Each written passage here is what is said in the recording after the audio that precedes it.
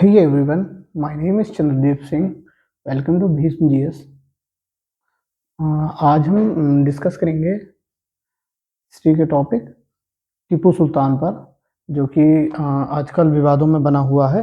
इसके बारे में हम जानेंगे। ये मॉडर्न हिस्ट्री का एक पार्ट है जो आपके जीएस पेपर 1 का है। जीएस पेपर 1 का मॉडर्न हिस्ट्री का ये पार्ट है। तो हम टीपू सुल्तान को पढ़ने से पहले इनके जो फादर थे हैदर अली, उनके बारे में जानेंगे। एक छोटा सा इंट्रोडक्शन करेंगे, बस छोटा सा इंट्रोडक्शन होगा इनके हैदर अली फादर का। हाँ, तो इनके जो इनके फादर थे हैदर अली,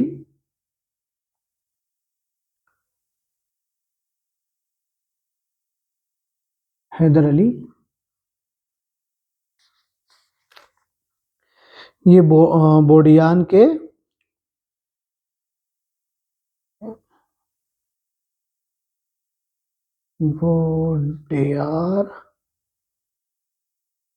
वोडियार के शासनकाल में इनको एक सेनापति का बागडोर दी गई थी। ये इस वंश में ये एक हिंदू राजा थे। वोडियार वंश एक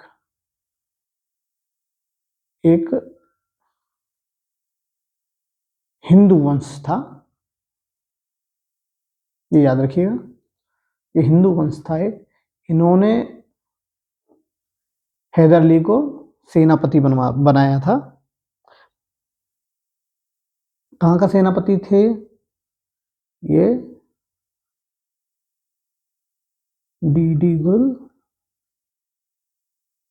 डीडीगुल के सेनापति थे, जो कि आज किस राज्य में पड़ता है? ये अभी का तमिलनाडु, अभी के तमिलनाडु में ये डीडीगुल पड़ता है। और इनकी ज्वाइनिंग कब हुई थी? को एज ए सेनापति कब बनाया गया था? 1749 में इनको बनाया गया था। जिस कारण से इनको जब सेनापति बनाया गया, तब उस समय में जब इनको सेनापति बनाया गया, उसके कुछ साल बाद माना जाए तो 1755 में बहुत विवाद उठ रहा था मैसूर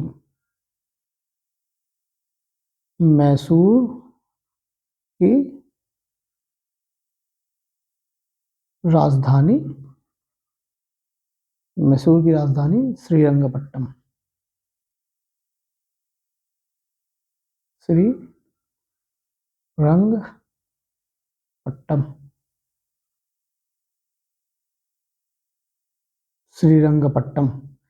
श्रीरंगपट्टम में बहुत विवाद उठ रहा था। विवाद क्या था? इनको सेनापति बनाया जाना, पहला विवाद। दूसरा, अनिश्चित काल तक इनको बहुत ज़्यादा अनिश्चितता बनी हुई थी इसमें, इनके में जो कुछ मराठाओं के आक्रमण भी इसी काल में बहुत ज़्यादा बढ़ गया था। एक खतरा बन चुका था मराठा आक्रमण, जो ये लिख लीजिए 1758 में मराठा आक्रमण काफी बढ़ गया था। इस कारण से भी इनके यहाँ पे अनिश्चितता बनी हुई थी। ठीक है, फिर इस प्रॉब्लम को फेस करने के लिए, जो मराठा आक्रमण को फेस करने के लिए, जब हैदर अली ने देखा कि अनिश्चितता बनी हुई है, तो वो क्या करते हैं? डीडोगुल से, कहाँ गया ये डीडोगुल से सीधे कहाँ आते हैं? मैसूर की राजधानी श्रीरंगपट्टम। ये श्रीरंगपट्टम में आते हैं डायरेक्ट। वहां पे क्या करते हैं? ये श्रीरंगपट्टम आने के बाद श्रीरंगपट्टम आकर ये क्या करते हैं? नजराज जो थे, यहीं के शासक थे,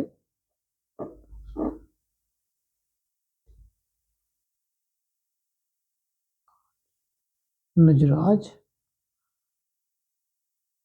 देवराज, ये यहाँ के शासक थे। इनको राजनीति से पहले संन्यास दिलवा देते हैं, जबरन दिलवाते हैं, जिससे कि ये अपना राजपाट छोड़ के कहीं और सेटल्ड हो जाए। इनको जबरन संन्यास दिलवा देते हैं। इनको पहले थोड़ा सा भूमिका समझ लीजिए, तब हम आज इनके बारे में जानेंगे। नजराज, नजराज, ठीक है। देवराय, इनको संन्यास दिलवा देते हैं। फिर ये क्या करते हैं, जब इनको संन्यास हो गया तो ये पूर्ण काल से राजा 1761 से मैसूर की सारी शक्तियां किसके पास आ जाएंगी? अब हैदर अली के पास आ जाएंगी। सारी शक्तियां आ गई ना इसके पास। अब इन्होंने तो संन्यास ले लिया, नजराज ने संन्यास ले लिया, इन्होंने जबरदस्ती संन्यास दिलवाया था, तो इनडायरेक्टली राजा कौन हो गया? हैदर अली हो गया।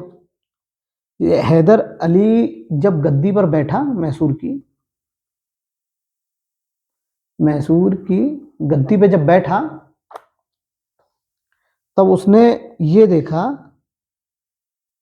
कि बहुत तेजी से मराठा इनकी ओर बढ़ रहे थे, इनकी ओर मैसूर की तरफ मराठा बढ़ रहे थे। मराठा बहुत तेजी से बढ़ रहे थे और इनको रोकना मतलब बहुत मुश्किल था। इन्हें सिर्फ एक चीज से रोका जा सकता था, दुर्दगामी घोड़े होते हैं, ये लिख लीजिए एक पॉइंट, ये दुर्दगामी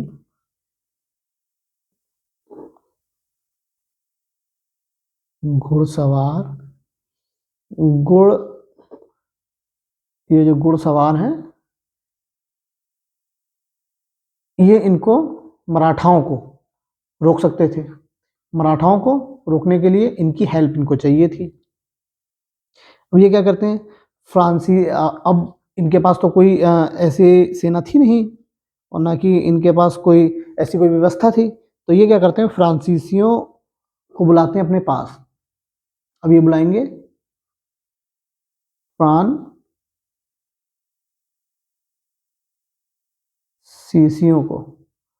फ्रांसीसियों को अपने पास बुलाते हैं और कहते हैं कि आप हमारी सेना को वेस्टर्न कल्चर से प्रशिक्षित कीजिए, मतलब एजुकेट कीजिए। वो कहते हैं वेस्टर्न सेना की तरह आप इनको समझाइए।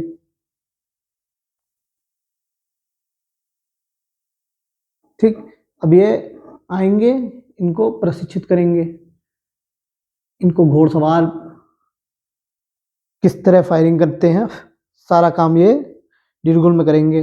अब क्या होता है, हैदर अली ने जब डिडुगुल में फ्रांसीसियों की मदद से हथियार का एक कारखाना स्थापित करवा दिया था। ये क्या करवाते हैं भाई, ये मराठाओं से लड़ने के लिए इनको सारे वेपन्स भी तो चाहिए होंगे। अब ये क्या करेंगे, फ्रांसीसियों की मदद से एक क्या करवा देंगे, फैक्ट्री स्थापित करा देंगे। किनकी? हथियारों की, हथियारों की एक फैक्ट्री या ऑब्लिक में कारखाना, एक फैक्ट्री स्थापित हो गई। किनके द्वारा? फ्रांसीसियों के द्वारा।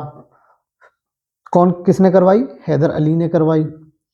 और इसने क्या किया फिर, अपनी सेना के प्रशिक्षित पश्चिमी शैली के शुरुआत में, जो सैनिक मैंने बताया था ना, जो सैनिक थे उनको पश्चिमी शिक्षा दिलवाई इसने। फिर इसी शैली से इसने क्या किया, हैदर अली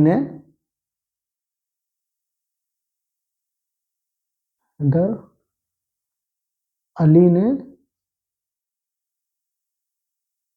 इस सेना के बलबूते पर अपने दुश्मन को बाहर खदेड़ दिया।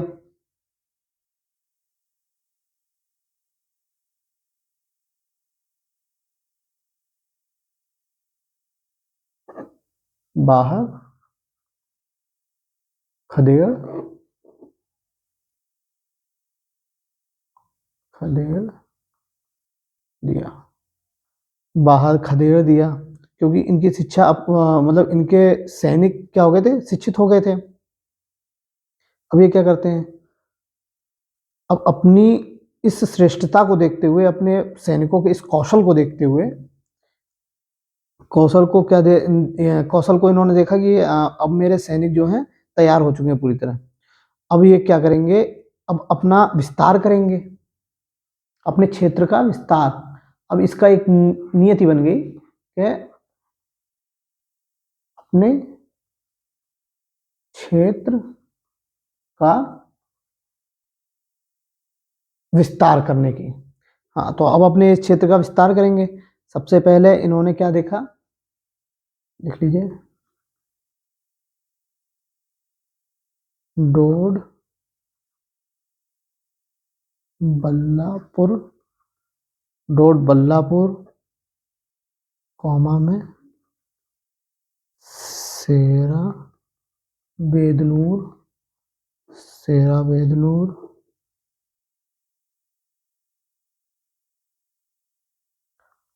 हॉस्कोट,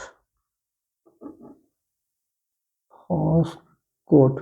अब इन जगह को 1 2 3, इन तीनों जगह को इन्होंने 1761 से 63 में हथिया लिया। हथिया लिया, अब ये हथिया लिया इन्होंने। अब इनके लिए खतरा बना था पोलिंग। पोलिंग एक दक्षिण का शासक था, ये याद रखिएगा।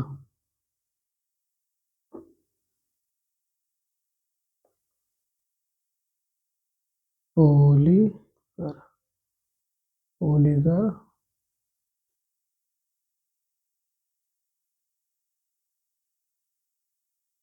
पोलीगर को झुका दिया इसने। पोलीगर क्या था, दक्षिण का शासक था। और इस समय क्या हुआ था, अपनी हार से बौखलाए थे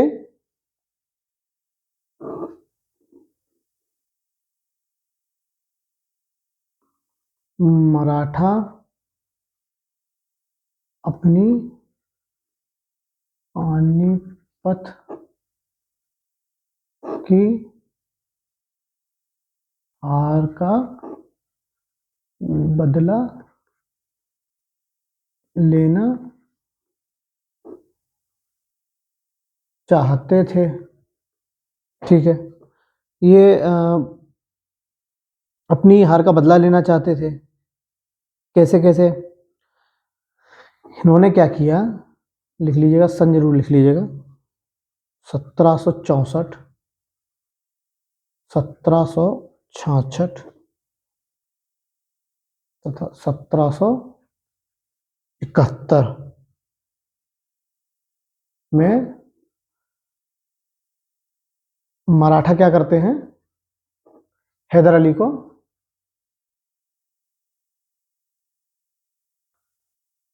को माधव राव की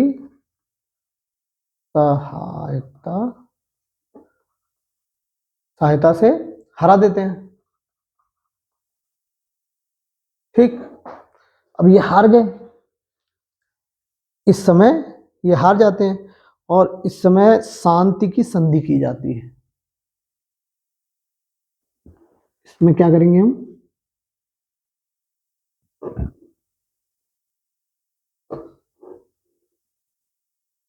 हम करेंगे शांति की संधि। शांति की संधि कर लेते हैं ये लोग। हैदर अली को मराठाओं को एक धनराशि देनी पड़ती है। जब भाई शांति की संधि जब हैदर अली करेगा, तो अब जो पक्ष हारता है वो जीतने वाले पक्ष को पैसा या ज़मीन, कुछ ना कुछ तो देना ही पड़ता है उसको। जैसे अपनी ज़मीन ही देनी पड़ेगी भाई, क्योंकि जो नुकसान हुआ है, खाना पीना रहना सबका जो नुकसान होता है, वो अब हैदर अली मराठाओं को एक बड़ी धनराशि देकर चुकाएंगे। जब ये धनराशि ही दे पाते, तब तक कि 1772 में श्री माधवराव जी की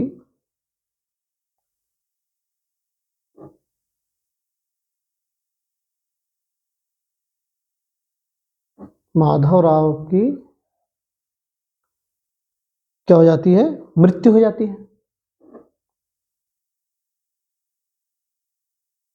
माधवराव की क्या हो जाती है, मृत्यु हो जाती है। इसके पश्चात क्या होता है, हैदर अली मराठाओं को हराने की कोशिश करता है। इसमें वो कई बार यहाँ पर छापे मारता है। हैदर अली क्या करेगा, अब छापे मारेगा।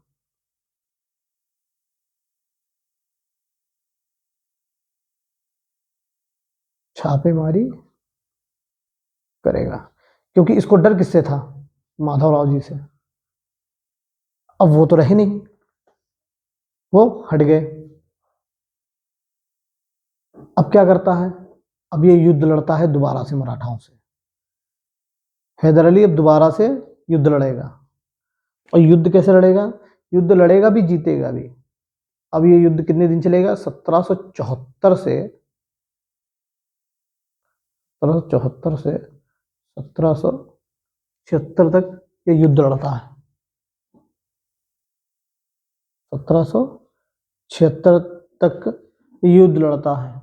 यहाँ पर युद्ध जब खत्म होता है, तब वो क्या देखता है कि वो अपने द्वारा खोए हुए क्षेत्र जो थे इसके, जो क्षेत्र वो गंवा चुका था, जिन जिन क्षेत्रों को वो गंवा चुका था, उसको क्या करता है, पुनः प्राप्त कर लेता है। क्या करेगा, पुनः प्राप्त कर लेगा। अब उनको क्या करेगा, पुनः प्राप्त कर लेगा इनको। अब इनको जब पुनः प्राप्त कर लेगा, फिर इसके बाद अब हम देखेंगे प्रथम अंग्ल मैसूर युद्ध। अब अंग्रेज लड़ेंगे इनसे। अब इन्होंने माधवराव जी को हरा दिया, मराठाओं का आक्रमण तोड़ दिया। मराठा जो दक्षिण की तरफ बहुत विस्तार कर रहे थे, उनको रोक दिया। अब हैदर अली के दिमाग में ये था कि अब अंग्रेजों को रोका जाए। अंग्रेज कहाँ रुकने वाले, अंग्रेज आशावादी। वो क्या करेंगे, अब यहीं से हम लोग पहला युद्ध पढ़ेंगे, जिसका नाम है प्रथम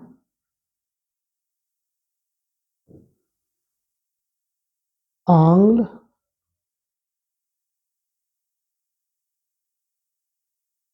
मैसूर युद्ध, 1767 से 1769। डेट याद रखिएगा। इस समय, ठीक है, इसी समय आपको याद होगा 67 में आपको याद होगा रॉबर्ट क्लाइव बंगाल गवर्नर से हट गए थे। रॉबर्ट क्लाइव का हटा दिया गया था 1767 में।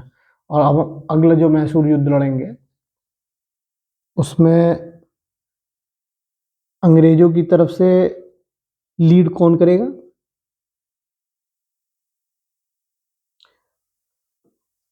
अब ये क्या करेंगे,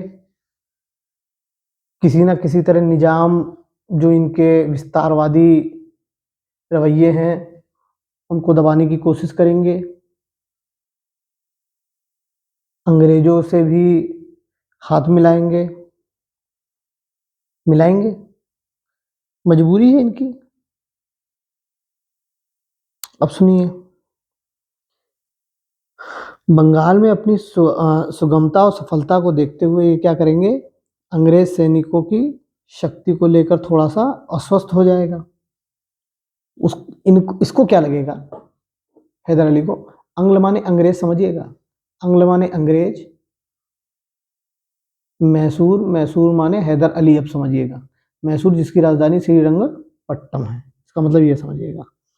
अब ये क्या हो गया, अपनी इस कुशलता को देखते हुए, अपने इस पराक्रम को देखते हुए, इतनी जीत को देखते हुए ये क्या हो गया, थोड़ा सा अस्वस्थ हो गया। और फिर क्या करेगा, क्या कर रहा था, ये आसपास का क्षेत्र और कब्जा कर रहा था।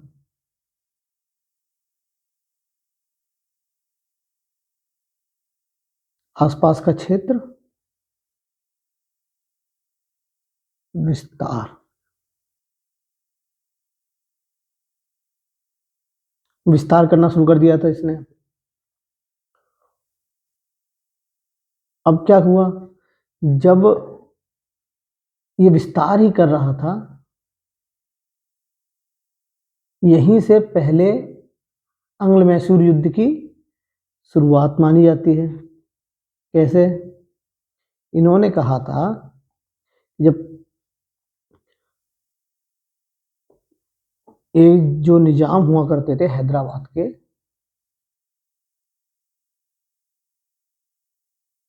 हैदराबाद के निजामों ने 1766 में क्या किया था, अंग्रेजों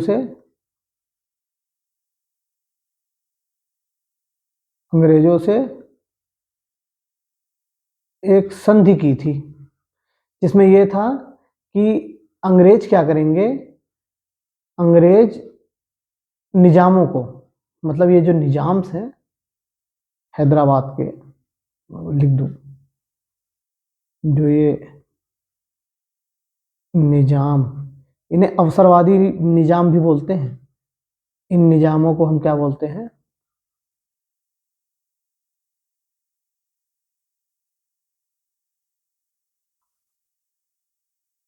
अवसरवादी निजाम, अवसरवाद, इनको बहुत मतलब ऐसा देखते थे, जहां पलड़ा भारी देखते थे वहीं ये पलट जाया करते थे। अभी मैं बताऊंगा क्यों, अभी जब आप आगे पढ़ेंगे तो देखेंगे कि ये अवसरवादी क्यों थे। और निजामों ने क्या किया था, इन्होंने एक ट्रीटी साइन कर ली थी अंग्रेजों से कि आप हमारी रक्षा हैदर अली से करोगे। जब हैदर अली ने इनके ऊपर निजामों के ऊपर आक्रमण कर दिया अपने विस्तारी रूप को देखते हुए, तब ये इनडायरेक्टली किससे लड़ गए, अंग्रेजों से। यहीं से इसी आसपास का जो विस्तार किया इन्होंने, यहीं से अंग्ल मैसूर युद्ध की शुरुआत हो जाती है। ठीक, यहीं से शुरुआत हो जाती है, क्योंकि इनके वचन के कारण निजामों के इनको कोई खास फर्क था नहीं अंग्रेजों को कि ये बचे लड़े कुछ भी करे, मगर हाँ इसकी विस्तारवादी नीति से थोड़ा सा इनको ये था कि ये तो हमारा भाई पोपट है, हम जो बोलते हैं वो करते हैं निजाम। पता चले इसके क्षेत्र में आ गया तो जो हमारा माल है वो रुक जाएगा, क्योंकि उनको तो अपना पैसा बनाना था। अब क्या करते हैं, 1766 में हैदर अली मराठाओं के आक्रमण का सामना कर रहा था। इसी समय क्या करेंगे, क्या कर रहा था, 1766, जिस समय इन्होंने संधि की, इस समय, इस समय भी क्या कर रहे थे, आक्रमण कर रहे थे 1766 में मराठाओं से इस समय भी आक्रमण कर रहे थे, क्योंकि इस समय भी विस्तार करने के मूड में पूरा पूरा थे, ऊपर भगते जा रहे थे वो। अब क्या करेंगे, उसी समय अंग्रेजों ने हैदराबाद के निजाम को सहायता दी, हैदराबाद के जो निजाम थे उनको अंग्रेजों ने सहायता दी, उसे मैसूर पर आक्रमण करने के लिए उकसाया। अब ये क्या करेंगे,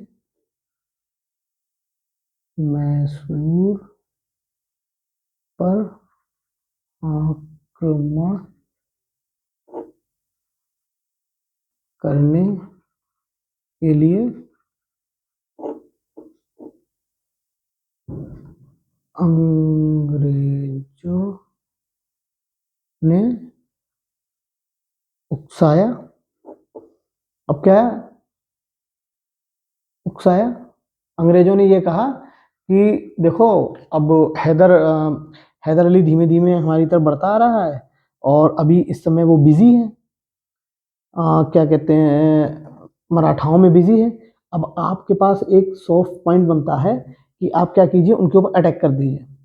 अंग्रेज अपने आप को अभी पीछे रखे हुए हैं और हैदर अली को क्या था, इस बात का पता था कि अंग्रेज क्या कर रहे हैं, कूटनीति खेल रहे हैं किसके साथ। अब उनको हैदर अली को अंग्रेज के इस दुर्भाव के रवैये के बारे में पता चला। अब जब पता चलेगा तो उसको क्या आया, क्रोध आया। जब क्रोध आया तब उसने पहले अंग्रेजों को ही पाठ पढ़ाने का निश्चय ले लिया। क्या करेगा, अब वो निजाम से नहीं लड़ेगा, निजाम से नहीं लड़ेगा, अब वो पहले अंग्रेजों से ही लड़ेंगे। उन्होंने कहा चलो अंग्रेजों की तरफ। हैदर अली ने मराठाओं से जब लड़ रहे थे तब उनसे संधि कर ली, क्योंकि भाई 1766 में तो लड़ाई चली रही थी, 1774 से 66 तक तो लड़ाई चल ही रही थी।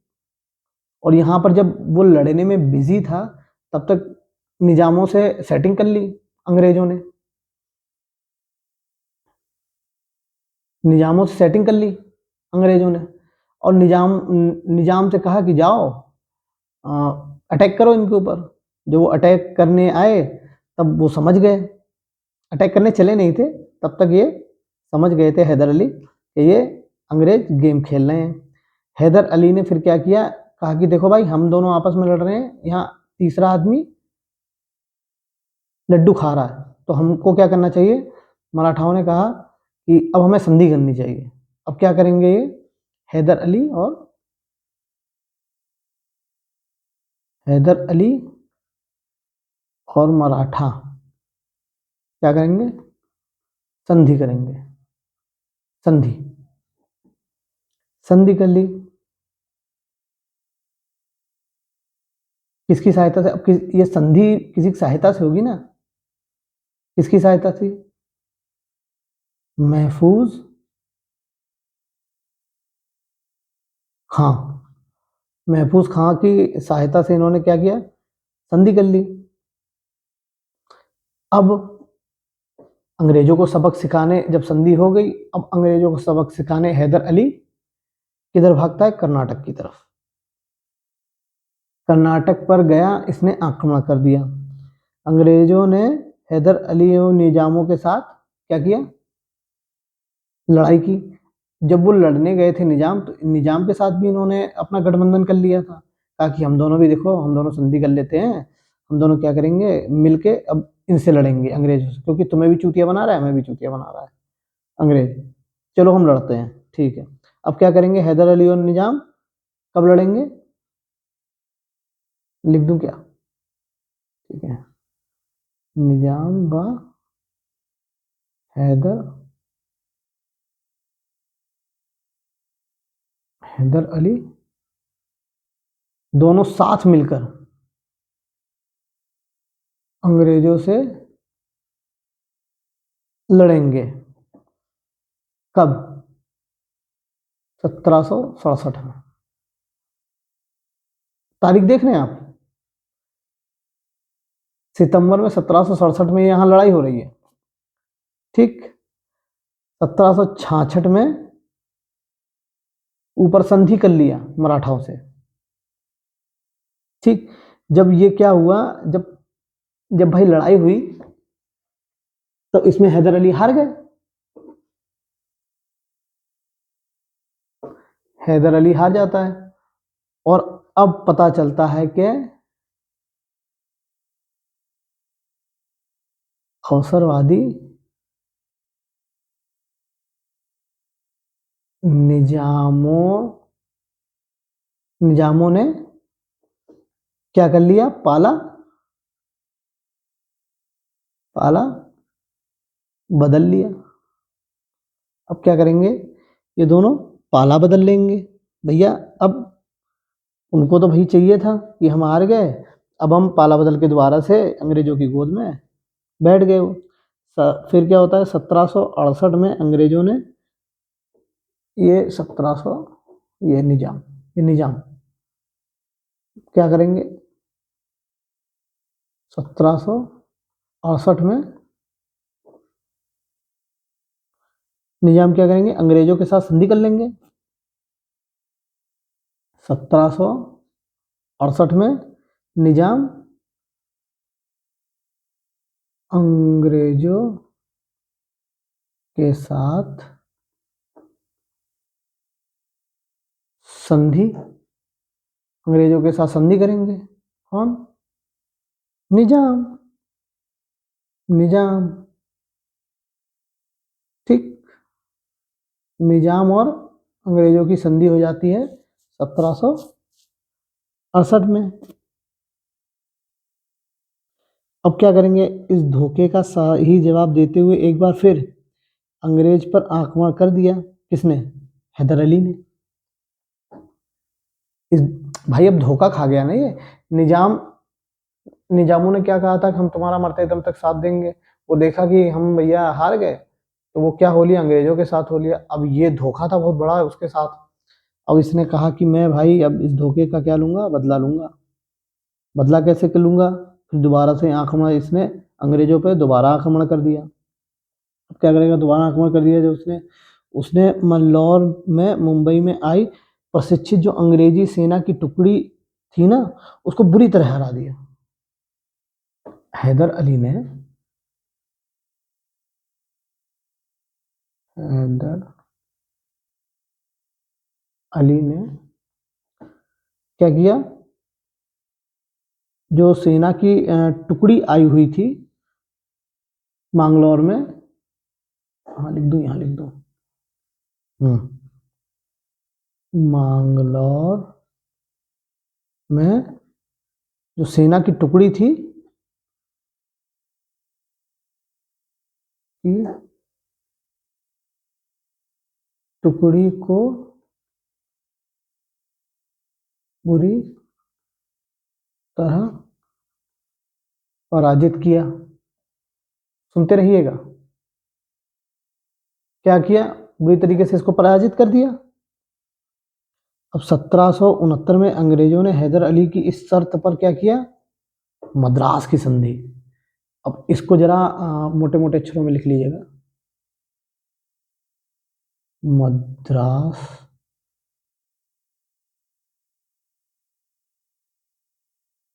की संधि।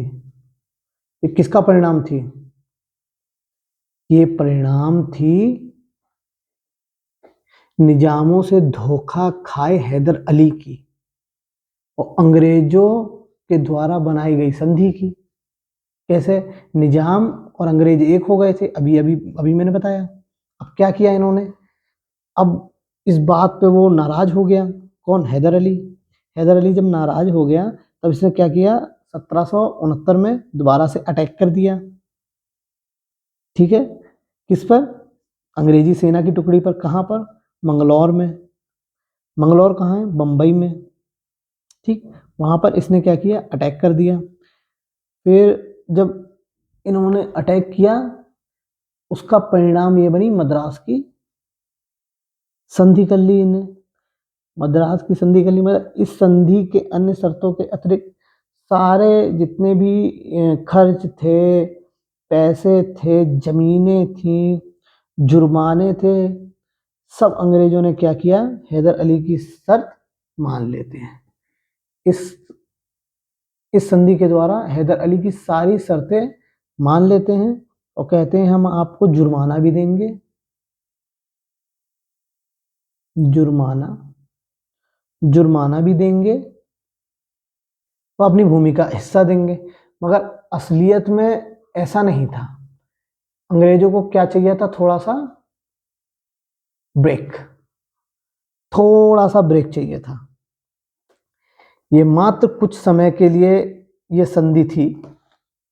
ठीक, ये संधि कुछ ही समय के लिए बनी।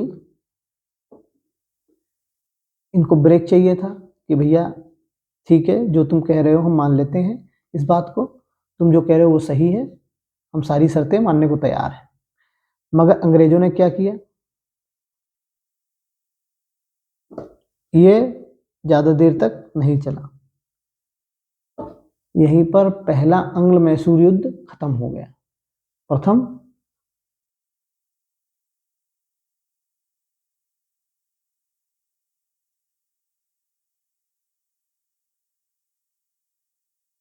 प्रथम अंग्ल मैसूर युद्ध खत्म हो गया। क्यों? अपडेट कितनी आ गई है?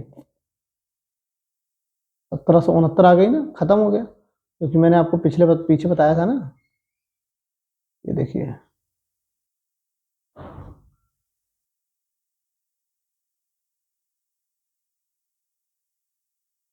हाँ यही होता है क्या?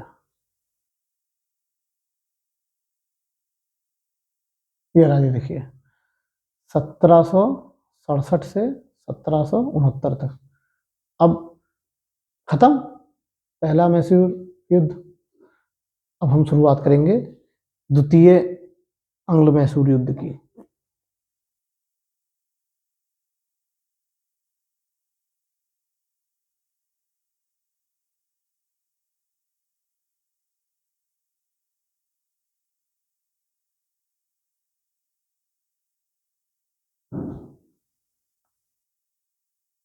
द्वितीय अंग्ल मैसूर युद्ध की शुरुआत करेंगे हम 1780 से 84।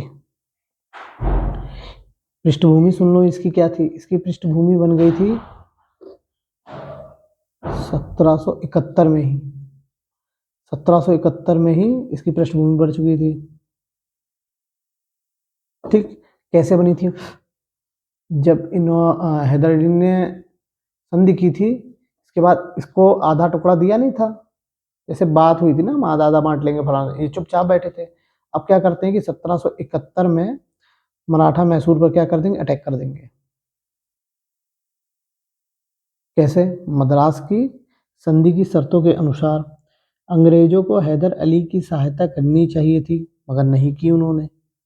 नहीं करेंगे। अरे भाई, जब ये संधि मद्रास की संधि हुई, इसमें यही था कि अंग्रेज अब क्या करेंगे, कोई भी लड़ाई होगी इसकी सहायता करेंगे। मद्रास की संधि का मतलब यही था। इन्होंने क्या किया? नहीं किया। मराठाओं ने 1771 में क्या किया? लड़ाई कर दी, मतलब आक्रमण कर दिया। किस पर? मैसूर पर। ठीक है। अब इस शर्त के अनुसार इनको अंग्रेजों को हैदर अली की सहायता करनी चाहिए थी, परंतु उन्होंने इसमें कोई भी रुचि नहीं दिखाई। भाई क्यों रुचि दिखाएंगे वो? उधर मराठा एवं निजाम बम्बई प्रेसिडेंसी में अंग्रेजों के खिलाफ युद्ध लड़ रहे थे। ठीक, जब इन्होंने देखा मराठा व निजाम अंग्रेजों के खिलाफ, देखो कितना अवसरवादी है। पहले हैदर अली की तरफ हुआ, पहले संरक्षण मांगता है अंग्रेजों से कि हमें हैदर अली से बचाना। जब हैदर अली की तरफ दौड़ता है, फिर हैदर अली से संधि कर लेता है। हैदर अली संधि कर लिया, फिर अंग्रेजों से हार जाता है, अंग्रेजों से संधि कर लिया। अब अंग्रेजों को, एक मिनट पानी पी लिया, अंग्रेजों को हैदर अली अब हरा देता है मद्रास की संधि के द्वारा। हरा नहीं देता है, हरा देता है। अब ये देखते हैं कि वो भी हार गए। अब हैदर अली की तरफ तो जाना ठीक नहीं, अब मराठाओं के साथ संधि कर ली। मराठाओं के साथ संधि कर लेता है, परंतु उन्होंने इसमें कोई रुचि, मतलब अंग्रेज के साथ जो संधि की थी, जब उन्होंने रुचि कोई दिखाई थी नहीं। हैदर अली ने भी अंग्रेजों को विश्वासघात को देखते हुए मराठा और निजामों से त्रिगुट की संधि कर ली थी। अब क्या करेंगे?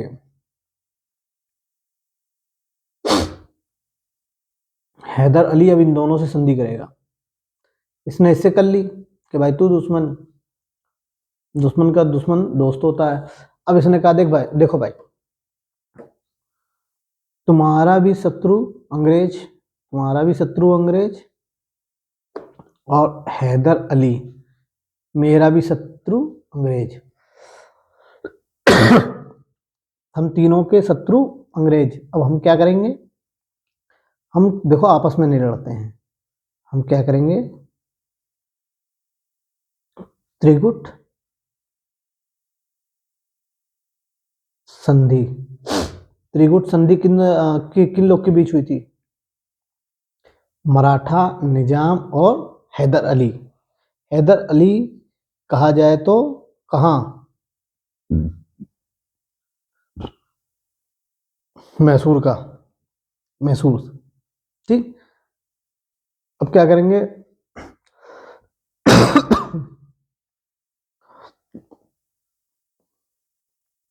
अंग्रेज अब क्या करेंगे? अंग्रेज क्या कर रहे थे? इसके लिए गैर जिम्मेदाराना रुख अपना के रखा था इन्होंने कि हमको क्या मतलब भैया, तुम लड़ो, हमें उससे कोई लेना देना नहीं है। अब ये इतना अंग्रेजों से तो अब इसकी बन नहीं रही थी, अब क्या करेगा ये? अब युद्ध तो करना ही था इसने। और इसकी शिक्षा को मैंने एक शुरुआत में एक लाइन बताई थी, आपको याद हो तो।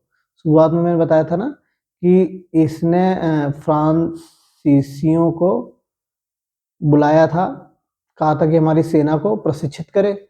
इसके लोहे के दम पे, मतलब इसी सेना के प्रशिक्षण के दम पे ये कई युद्ध लड़ा, मगर मराठाओं से हार गया था। फिर इसने युद्ध विराम किया 1766 में, जो देखा तुमने। और 1766 में ना सर क्या होता है, 1766 में फिर ये अंग्रेजों की तरफ रुख कर देता है। ये सब पीछे देख चुके हैं आप। अब क्या कर रहा है ये? जिन्होंने सिखाया इसको, अब क्या करेगा? हैदर अली राज्य क्षेत्र के लिए माहे पर क्या करेगा? अटैक कर देगा,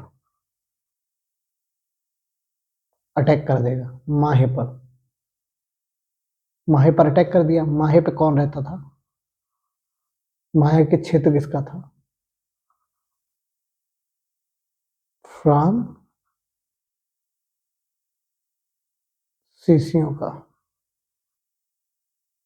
किसका था? फ्रांसीसियों का। आक्रमण कब करता है? 1773 में।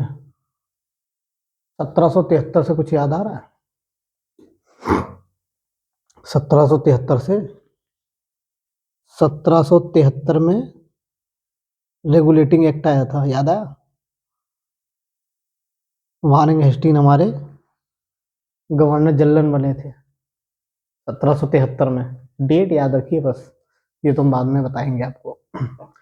1773 में रेगुलेटिंग एक्ट भी आया था, ये याद रखिएगा। 1773 में ये फ्रांसीसियों को हरा देता है और क्या करता है? पूरी तरह सत्ता अपने हाथ में ले लेता है। अब क्या करेगा? अब हमें द्वितीय मैसूर युद्ध की लड़ाई शुरुआत करनी है। अब हम आते हैं सीधे 1780 पर। क्या करेंगे? हैदर अली ने कर्नाटक पर क्या किया? आक्रमण कर दिया। कर्नाटक किसका क्षेत्र था? अंग्रेजों का। द्वितीय मैसूर युद्ध की लड़ाई यहीं से मानी जाती है, कि नहीं मानी जाएगी? 1780 से कब तक? द्वितीय मैसूर युद्ध कब तक चलेगा? मैंने पीछे क्या बताया था? 4 साल। 4 साल चलेगा द्वितीय मैसूर युद्ध। हम 1780 से स्टार्ट करते हैं। 1780 में क्या किया इसने? हैदर अली ने अटैक कर दिया किस पर? कर्नाटक पर। कर्नाटका पर अटैक कर दिया। कर्नाटका किसका संरक्षण था? अंग्रेजों का। अंग्रेजों का संरक्षण था ना कर्नाटका। ठीक, आक्रमण कर दिया।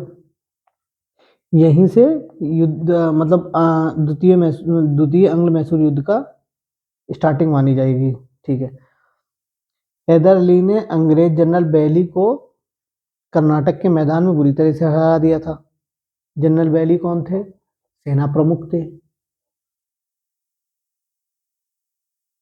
सेना का जो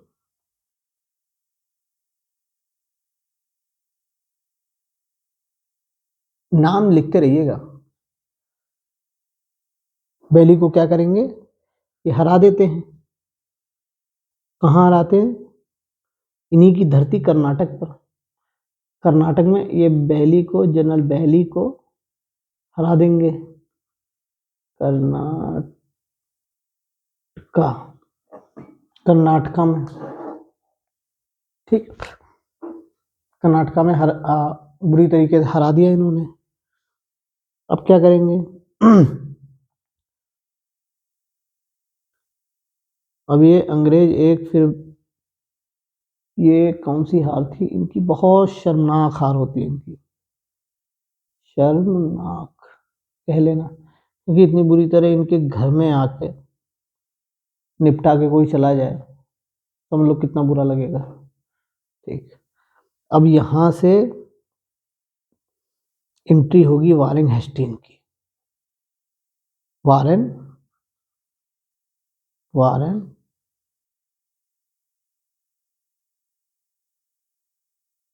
हेस्टिंग, यहां पर एंट्री होगी वारेन हेस्टिंग की। इस व्यक्ति के बारे में आप जानते हैं, वारेन हेस्टिंग को? नहीं जानते? चलिए लिख लीजिए कुछ इंफॉर्मेशन वारेन हेस्टिंग के बारे में, क्योंकि थोड़ा सा पृष्ठभूमि इसकी भी पता रहे ना, वारेन हेस्टिंग की हल्की सी, इसके बारे में भी हल्का सा लिख लीजिए। रेगुलेटिंग एक्ट, रेगुलेटिंग एक्ट 1773, इसके द्वारा इसको क्या बनाया गया था? बंगाल का गवर्नर जनरल बनाया गया था। गवर्नर जनरल का पोस्ट का मतलब क्या होता है? एक बंबई का गवर्नर, देखो, बॉम्बे का गवर्नर और मद्रास का गवर्नर, इन दोनों के जो गवर्नर रहेंगे वो इनके बंगाल के गवर्नर जनरल के अधीन रहेंगे। ठीक, ये पहले गवर्नर जनरल थे रेगुलेटिंग एक्ट 1773 द्वारा। ठीक, अब इनकी इन्होंने ही क्या किया था? शासन व्यवस्था अच्छी की थी, प्रणाली, इन्होंने ही सुप्रीम कोर्ट की स्थापना की थी 1774 में। सुप्रीम कोर्ट की स्थापना कहाँ करेंगे? बंगाल में, बंगाल में सुप्रीम कोर्ट की स्थापना हो गई 1774 में। इसमें कितने जज थे? 3 जज, 3 जज में भी एक मुख्य न्यायाधीश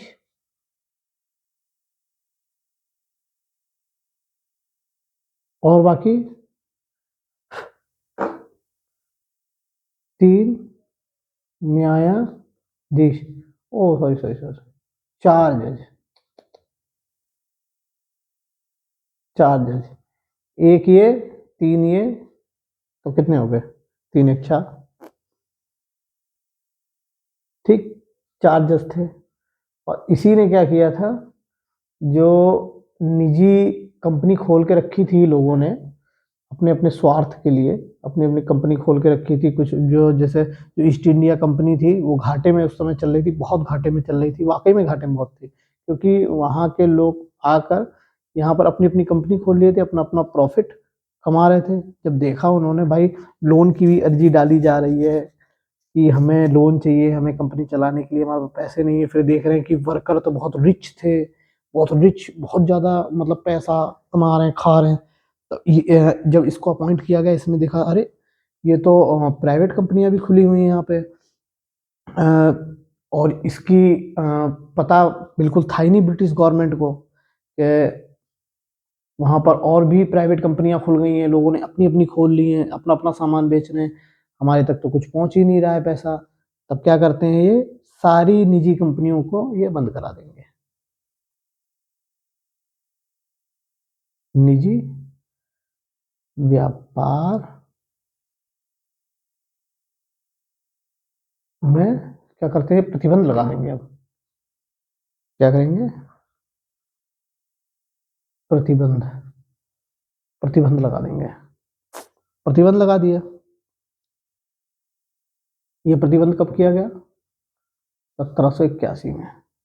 चलिए, अब आपको इसकी नॉलेज हो गई, जरूरी था करना, नहीं तो ज्ञान नहीं मिलता,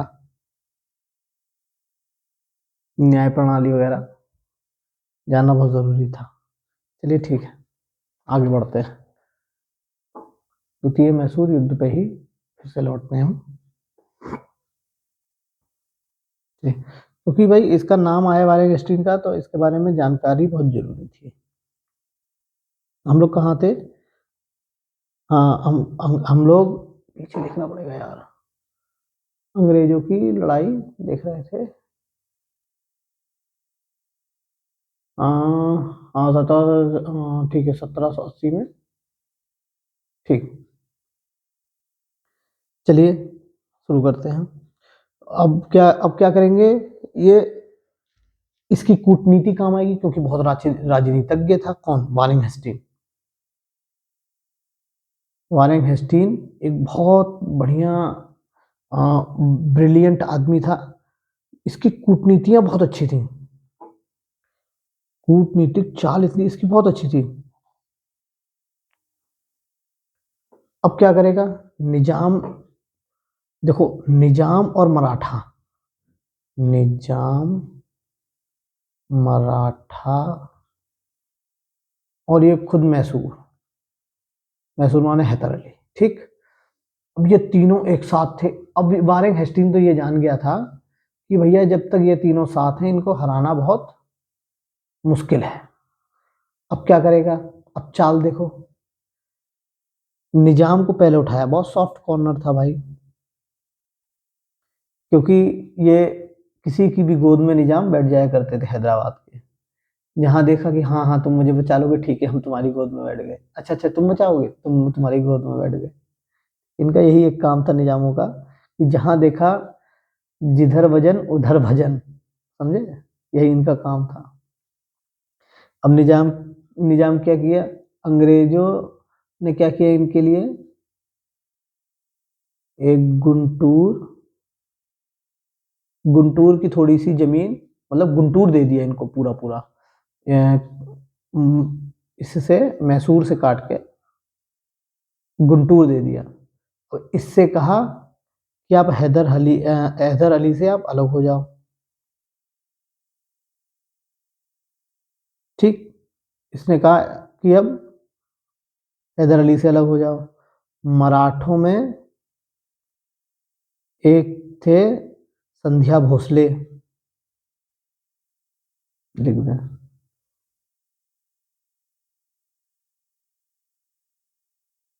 सिंधिया भोसले, सिंधिया भोसले। ठीक, इनको भी क्या किया, अपने साथ मिला लिया। ठीक, जब इनको मिला लेगा साथ में, अब जब ये दो भाई, ये भी टूट गया, ये भी टूट गया, अब बचा कौन, हैदर अली।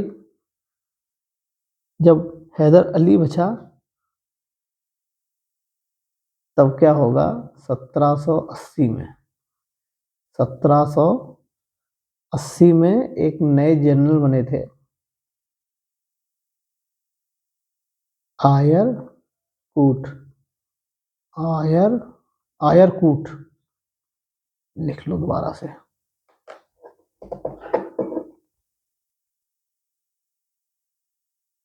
आयर कूट। आयर कूट क्या करते हैं, नए जनरल बनते हैं। अब ये करेंगे फाइट, किससे, हैदर अली से। और हैदर अली पूरा लोहा लेने के मूड में था, ताकि हम तो अब भिड़ देंगे। अब क्या करें, क्योंकि हैदर अली अकेला पड़ चुका था, इसको कई बार पराजित कर दिया। अब उत्साह दिखाने के लिए कुछ था नहीं, फिर मंगलौर की संधि की गई। मंगलौर की संधि, इसको लिख लीजिएगा, मंगलौर की संधि लिखते हैं हम। मंगलौर की संधि,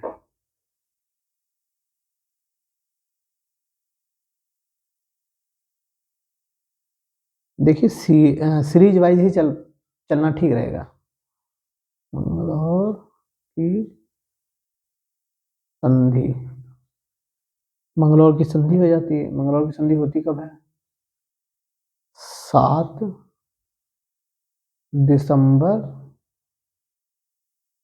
1782 में मंगलौर की संधि होती है,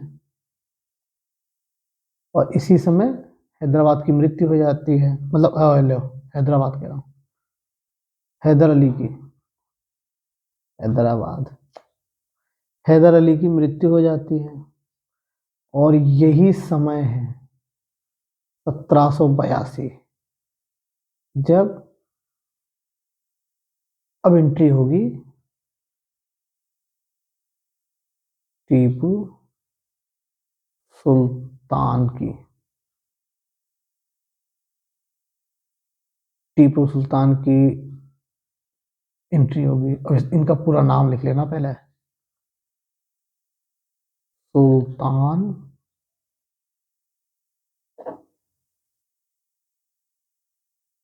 फतेह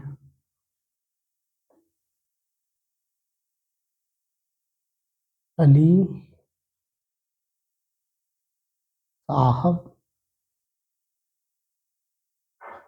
टीपू। ये टीपू सुल्तान का पूरा नाम है। अब ये तो निपट गए थे, मंगलौर की संधि हो गई, मगर युद्ध क्या था? जारी था।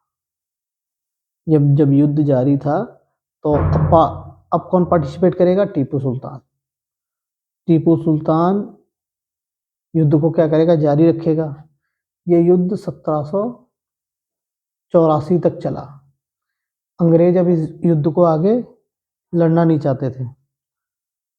उन्होंने कहा भाई हम नहीं लड़ पाएंगे इस युद्ध को अब आगे, क्योंकि सारी सेना बल सब खत्म हो चुका था, और सब दोनों के दोनों बहुत परेशान थे। मगर अंग्रेज ये भी जानते थे कि अब आगे लड़ना बहुत मुश्किल हो चुका है, आगे लड़ाई बहुत मुश्किल हो चुकी है। टीपू सुल्तान की एंट्री हो गई थी, और टीपू सुल्तान ने जब ताज पहना तो वो मात्र, उनकी एज 15 वर्ष थी।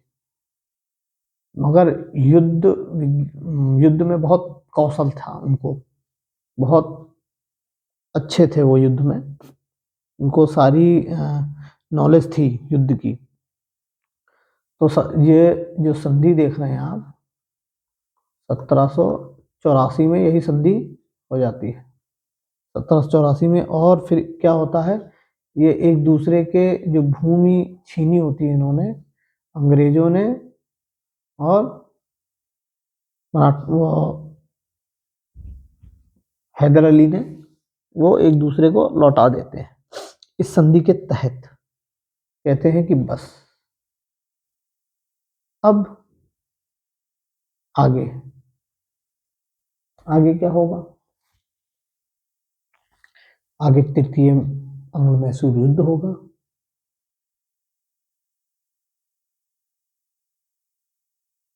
ठीक, अब तृतीय मैसूर युद्ध देख लीजिए।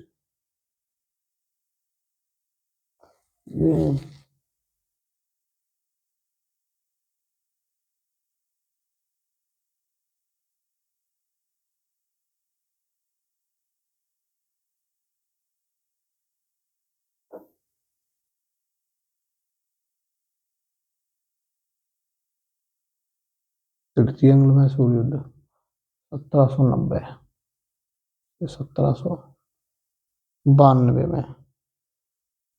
इसमें क्या होता है, ये अंग्रेजों द्वारा जो छल किया गया था उसका परिणाम था ये तृतीय मैसूर युद्ध। ठीक है, अब मैसूर युद्ध ज़्यादा डिटेल में पढ़ने की ज़रूरत नहीं है। अब हमको पहले इनके बारे में जानना पड़ेगा। अब एंट्री यहाँ टीपू सुल्तान की हो गई ना, पहले टीपू सुल्तान के बारे में थोड़ी सी हम जानकारी ले लेंगे क्योंकि इनकी जानकारी ज़रूरी है, जो कि इस समय बहुत मुद्दे पर चल रही है। ठीक है, अभी हम अंग्ल मैसूर युद्ध को किनारे रखेंगे, थोड़ा सा इसको डिले करेंगे, हम छोड़ नहीं रहे हैं, डिले कर रहे हैं थोड़ा सा, टीपू सुल्तान के बारे में पहले नॉलेज ले लें क्योंकि फिर आसानी हो जाएगी थोड़ी सी जानने में हर चीज़। ठीक है, चलिए, इसे ही श्रीरंगपट्टम की संधि भी बोला जाता है, बस इतना याद रखिए, तो ये याद रखिए कि श्रीरंगपट्टम की संधि, श्री रंग की संधि, श्रीरंगपट्टम की संधि इसी को कहते हैं। ठीक है, अब चलिए इसके बारे में थोड़ी सी नॉलेज ले लेते हैं। टीपू सुल्तान,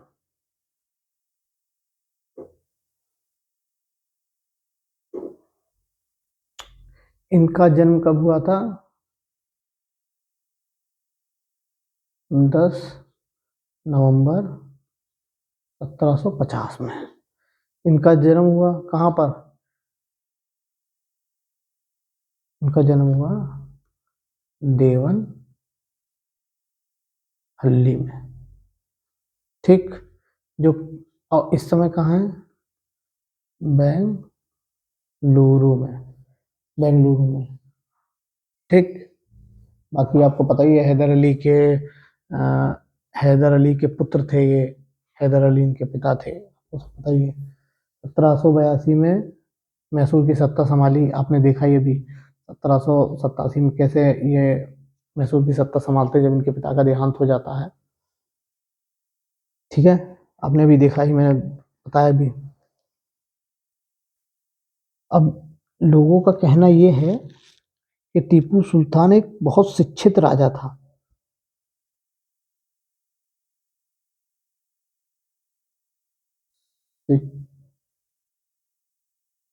शिक्षित,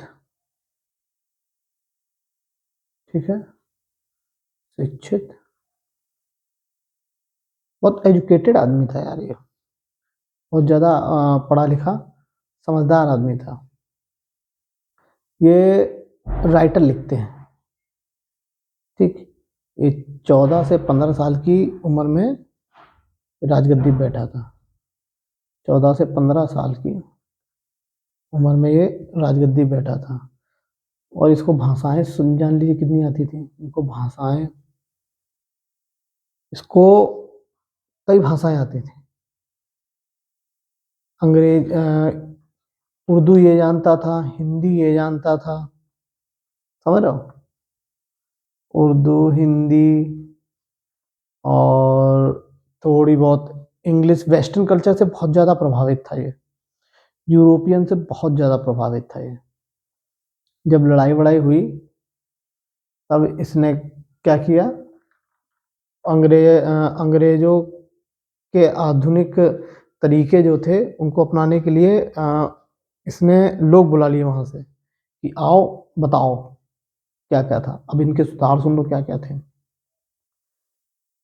इसका मानना था, जो ये शासक थे इनका मानना था, जो लेखकों ने लिखा है वो बता रहा हूँ, कुरान इस्लामी, ठीक है, इस्लामी कुरान इसको बहुत अच्छे से पता मानता था उसको।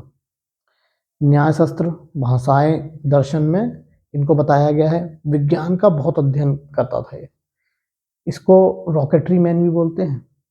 रॉकेट माना जाता है, जो आज रॉकेट वॉकेट देखते हैं, जो भी आज गुम्मद उम्मद भी देखते हैं ना लोग, रॉकेट वगैरह की रॉकेटरी वगैरह देखते हैं, इसी से प्रेरित है। दिखा दूं आपको छोटा सा,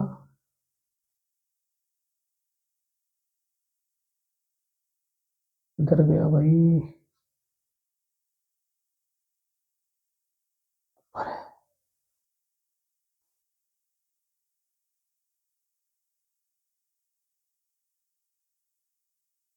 हाँ ये देखिए, देखो टीपू सुल्तान को पहला मिसाइल मैन बोला जाता है, ये देखो है, ये दैनिक भास्कर से लिया मैंने, ठीक, दैनिक भास्कर मिटा दूं, ठीक है।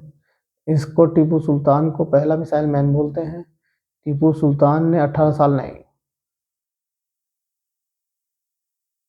15 साल, 15 साल में अंग्रेजों के खिलाफ पहला युद्ध लड़ा। 1766 में टीपू सुल्तान ने पालकक्कड़ में भव्य किला बनवाया, ये बिल्कुल सही है। 1784 में टीपू सुल्तान अंग्रेजों के बीच मंगलौर की संधि हुई, जो कि अभी देखा मंगलौर की संधि कब हुई है, 1784 में, क्योंकि मैं आपको बता चुका हूँ, ठीक। इतनी जानकारी इससे मिलती है, ठीक है। जब 1767 में जब अंग्रेज लड़ाई करने आए इनके पिता से, उस समय ये बहुत प्रभावित हुआ अंग्रेजी यूरोपियन शैली से, ठीक है। अंग्रेजों की जो यूरोपियन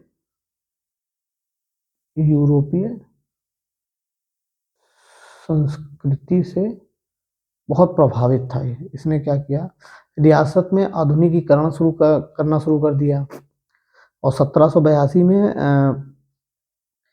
जब इनकी मृत्यु हो गई थी, इसके बाद इसने विजय और साम्राज्य का विस्तार भी किया इसने, और रियलिटी में बहुत बड़ा भी किया इसने। मैसूर को इतना बड़ा कर दिया था, देख लीजिए कहाँ गया,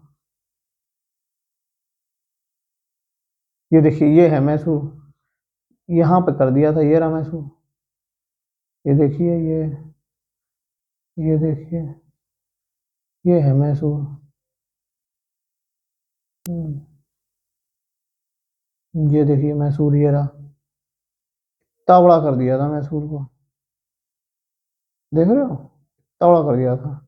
यहाँ निजाम रहते थे, यहाँ मराठास थे, देखो वो भी देख लो, वाला भी देख लो, ये देखो क्या करते थे, ये रहे निजाम, और ये रहा मैसूर। मैसूर पहले कितना था, ये यहाँ तक था, पूरा यहाँ तक था ये क्या कर रहे थे, जब भी लड़ाई होती थी, जब अंग्ल मैसूर युद्ध हुआ, चौथा में भी, तीसरा, हाँ तीसरा ही हुआ था, तब ये इन्होंने क्या किया, इन्होंने ये भूमि ले ली, मैसूर की ये भूमि ले ली। फिर अंत में चौथा मैसूर युद्ध हुआ, उसमें ये भूमि ले ली अंग्रेजों ने, ये निजामों को दे दी कि तुम भी खाओ पियो मौज करो, और ये मराठाओं को दे दी कि तुम भी खाओ। क्या कर रहे हैं, देख रहे हो, इसको लैंड लॉक्ड कर रहे हैं। क्यों कर रहे हैं टीपू सुल्तान को लैंड लॉक, क्योंकि ये पढ़ा लिखा था और इसने नौसैनिक विभाग भी बनाया था। उनको डर था कहीं नौसेना में आ गया तो हम को ये पछाड़ ना दे, ठीक है। फिर अब क्या करते हैं, पहले तो इनके बारे में देख लो। अब टीपू सुल्तान क्या करेंगे, टीपू सुल्तान का एक बहुत काफी चर्चित कार्य है इनके, उसमें कुछ कार्य जान लीजिए कि मालाबार, कोंडागू, वेनगू के कुछ विद्रोह प्रांत थे जिनको विरासत में मिला था, तो इन्होंने उसको संभाल के रखा। इस क्षेत्र में शासन को अक्सर उनकी कट्टरता के रूप में जाना जाता था, ठीक। युद्धों में क्रूरता देख लीजिए, विद्रोह करने वालों के साथ सख्त रवैया था भाई, कोई भी आदमी विद्रोह करेगा सख्त रवैया रहेगा ही इंसान का। विद्रोहियों के षड्यंत्रों से बचते रहते थे ये। बोला जाता है कि ये बार बार जो धर्मांतरण है, जबरन धर्मांतरण करवाते थे, कहते थे कि जबरदस्ती धर्म परिवर्तन करो। कोंडागू के जो मालाबार का जो क्षेत्र था वो जबरन इन्होंने ले लिया था। मैसूर शासन के खिलाफ एक निरंतर प्रतिरोध बना रहा, क्यों, क्योंकि ये बहुत ऐसे आदमी थे जिन्होंने महिलाओं के स्तन को ढकने के लिए, एक ये दलित महिलाएं हैं, इनके स्तनों को ढकने के लिए इन्होंने सारे उनको पीछे पछाड़ दिया था। इन्होंने ये कहा कि अगर ये महिलाएं हैं, और भाई ये एक मुस्लिम थे, कुरान को मानते थे, तो महिलाओं का तन ढकना इनका प्रथम वो था। और इसी के विरोध में क्या किया, ब्राह्मणों ने बहुत हो हल्ला किया, हंगामा किया। तो ये क्या करते हैं, इन्होंने 8,000 में भी, यह 8,000 था कि 800 ब्राह्मणों को ये काट देते हैं। विरोध होने लगा, ब्राह्मण विरोध करने लगे कि वो शूद्र महिलाएं स्तन नहीं ढकेंगी। तो क्या होता है, इसका विरोध करते हुए 800 या 8,000 था, आप करेक्ट कर लीजिएगा, 8,000 ब्राह्मणों को मौत के घाट उतार देते हैं। मौत के घाट उतार देते हैं कि अगर कोई इनका विरोध करे तो मौत के घाट उतार दो इनको। क्यों उतार दो, क्योंकि महिलाओं का स्तन ढकना एक प्राथमिकता थी। और दूसरी चीज, इसमें अंग्रेजों को स्तन ढकने का पैसा भी दिया जाता था, मतलब ब्रेस्ट कर लगता था, ब्रेस्ट टैक्स बोलते हैं इसको, अंग्रेज लिया करते थे, आप सोच लीजिए। और जो पैसे वाले लोग होते थे वो पैसा दे दिया करते थे ब्रेस्ट का ढकने का, ब्रेस्ट ढकने का पैसा दे दिया करते थे। और ये गरीब लोग थे, इनके पास पैसे थे नहीं, इसलिए ये लोग ऐसे ही रहा करते थे। ठीक, और सुन लीजिए, शेरे मैसूर भी कहते हैं इनको। यही वो तलवार है इनकी जो कितने में बिकी थी, 21 करोड़ में। 21 करोड़ है इसकी कीमत, जान लीजिए। ये न्यूज 18 से लिया था मैंने। ठीक, ये तलवार है इनकी 21 करोड़ की, आज भी है।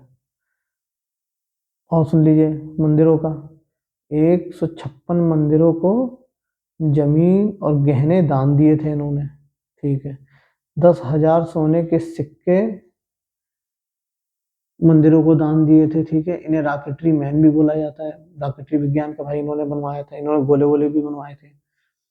इनकी तोप की नीलामी हुई थी, वो 13 करोड़ की तोप बिकी थी। जो इनकी जो 2,000 किताबें जो थी, और लाइब्रेरी इनकी थी, वो आज आज ऑक्सफोर्ड और कैम्ब्रिज यूनिवर्सिटी में भेज दी गई है। अब आप जान सकते हैं कितना पढ़ा लिखा आदमी था, समझे। इतना पढ़ा लिखा था कि इनकी किताबें विताबें सब ले गए सब। ठीक है, एक कैटी एक लेखक हुई है, कैटी देखिए, देखे हो तो, है नहीं, ये देखिए यहाँ पर भी लिखा है, भारत के पूर्व राष्ट्रपति एवं महान वैज्ञानिक एपीजे अब्दुल कलाम के टीपू सुल्तान के विश्व के आविष्कार बताया था। ठीक है, 20 जुलाई 18 में वंचित वर्ग को, हाँ ये देखिए, कब इन्होंने अधिकार दिलाया था, 1859 में। ठीक है, इन्होंने अधिकार दिया। देखो, ब्रिटिश की नेशनल आर्मी को म्यूजियम में जो शेर रखा है ना, ठीक है, काटता हुआ, वो शेर का मतलब है टीपू सुल्तान, और अंग्रेजों को खा रहा है। इसीलिए टॉप 10 क्राइम के जो लोग थे, जो टॉप 10 की लिस्ट में रखा गया था, उसमें से एक टीपू सुल्तान भी थे, जिनको देखिए, ये मैसूर है, टीपू सुल्तान के समय का मैसूर, ये मैसूर। ये भाई, ये एरिया देखो, ये वाला, ये जो एरिया है केरल का, ये केरल का एरिया है। इस एरिया पे कोई आज तक अटैक ही नहीं कर पाया, इसको कोई कब्जे में ही नहीं ला पाया, आज तक का रिकॉर्ड रहा ये। लोगों का कहना है कि ये टीपू सुल्तान जबरदस्ती धर्म परिवर्तन कराते थे, धार्मिक ज्यादा थे। हाँ होंगे, लोगों का कहना है ऐसा। और हाँ, कुछ जबरन भी करते थे। यूरोपियन की जो यूरोपियों की उससे अट्रैक्शन देख लीजिए किस किस से हुआ था इनका। इनका एक दूत था, वो क्या हुआ था, बंदूकधारियों को लेके आया था, चौकीदारों को लेकर आया था, चीनी मिट्टी के श्रमिकों को लाया था, कांच श्रमिकों को लेकर आया था, कपड़ों के बुनकरों को लाया था, जो पेंटिंग वगैरह करते थे ना, प्रिंट पेंटिंग करने वालों को लेकर आया था, इंजीनियरों को लेकर आया था, चिकित्सकों को लेकर आया था, इतने लोग को लेकर आया था। समझ रहे हो, इतने लोग सोचो इतना ज्यादा प्रभावित थे। ठीक है, ये देख, एक चीज से और नाराज था ये। अंग्रेजों की जो उपनिवेश नीति थी वो क्या करता था कि जहां भी जाते थे अंग्रेज, वहां पर उपनिवेश नीति के उससे लोगों को दबा दिया करते थे। अंग्रेजों द्वारा भारतीय शासकों को दबाया जाना इसको बिल्कुल पसंद नहीं था। अंग्रेजों द्वारा जो भारतीयों को दबा दिया जाता था, इसको बिल्कुल ये पसंद नहीं था कि दबाया जाए। एक छोटा सा विस्तार देख लीजिए। इसने नौसेना का एक ग्रुप बनाया जिसको नौवाहन नौवाहन विभाग कहते हैं। नौवाहन विभाग कहेंगे, ये नौसैनिकों के लिए था। ठीक है, इसने विज्ञान एवं प्रौद्योगिकी के लिए भी एक जगह बनाई, इसे रॉकेटरी कहा गया, मैंने बताया। प्रशासनिक व्यवस्था में इसने नए सिक्के चलाए। ठीक, नई भू राजस्व प्रणाली भी स्थापित की। सेरीकल्चर भी इसने यही अपनाया। सेरीकल्चर आज भी जो रेशम की जो कृषि है ना भाई, कृषि, रेशम की कृषि आज भी डिमांड में है। बहुत से लोगों का रोजगार इसी से चल रहा है। आज ये देने वाला यही थे टीपू सुल्तान रेशम की। कपड़ों की आपूर्ति, जब कपड़े नहीं थे तो ब्रेस्ट ढकने के लिए, स्तन ढकने के लिए कपड़ों की आपूर्ति भी इन्होंने ही पूरी की थी। कहा कि हम कपड़ा प्रोवाइड कराएंगे। ठीक है, यही था इनका थोड़ा सा छोटा सा जीवन परिचय। बाकी अंग्ल मैसूर युद्ध तृतीय आप अब अब कीजिए। अब टीपू सुल्तान खत्म हो गया, इतने सही टीपू सुल्तान था। ठीक है, लिख लीजिए। थोड़ी सी इनकी जिंदगी बड़ी कठिन रही है। जब श्रीरंगपट्टम की संधि जब बहादुर के द्वारा की गई तो अंग्रेजों की सामरिक स्थिति में मजबूत होने के कारण आत्मसमर्पण करना पड़ा इनको 1792 में।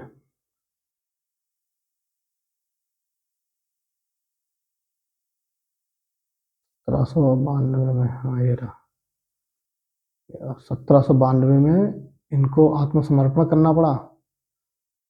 ठीक है, छोटी सी देख लीजिए, 1792 में इनको आत्मसमर्पण करना पड़ा। अब इस अपमान के कारण, ठीक है, टीपू सुल्तान को लगा बहुत अपमान हो गया, श्रीरंगपट्टम की शर्त रख ली। इसके कारण इनके कई क्षेत्र चले गए। ये जो आपको दिख रहा है ना, ये परिणाम, ये ये क्षेत्र चला गया, ये चला गया, ये चला गया, ये सब क्षेत्र चले गए। ये श्रीरंगपट्टम की संधि का ही एक रूप था। श्रीरंगपट्टम की संधि कब हुई थी? 92 में, 1792 में। ये याद जरूर रखिए क्योंकि बहुत जरूरी थी ये। ठीक है, तो जब श्रीरंगपट्टम की संधि अब इन्होंने कर ली, चौथा मैसूर युद्ध हुआ। चौथे मैसूर युद्ध में, चौथे मैसूर युद्ध में लिख लो, चतुर्थ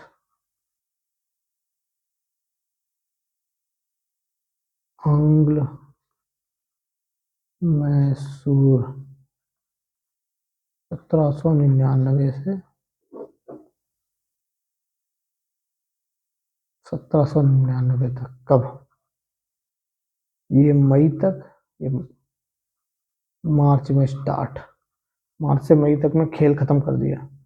बस ये अपने किले को बचाते बचाते ही ये उसी में शहीद हो गए, क्योंकि भाई इनके बच्चे बच्चों को उठा कर ले गए थे, बच्चे बच्चों को उठाकर जिसके आप मुझे इतना पैसा पेड करो तब हम आपको, मतलब ये हार गए थे।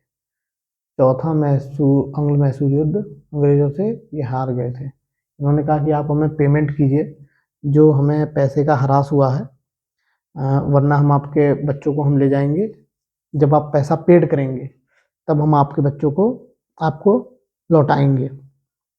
तो लमसम इन्होंने 15 दिन लगा दिया था पैसा लौटाने में, 15 दिन लगे थे मे बी, 15 दिन लगे थे इनको पैसा लौटाने में। तब तक अंग्रेजों के पास इनके बच्चे रहे, बच्चे इन्हीं के पास थे, ठीक है। तब इन्होंने अपने बच्चों को वापस तो ले आए, मगर इनके आत्मसम्मान को इतनी गहरी चोट लगी, इतनी गहरी चोट लगी कि इस कारण से टीपू सुल्तान की मृत्यु हो जाती है।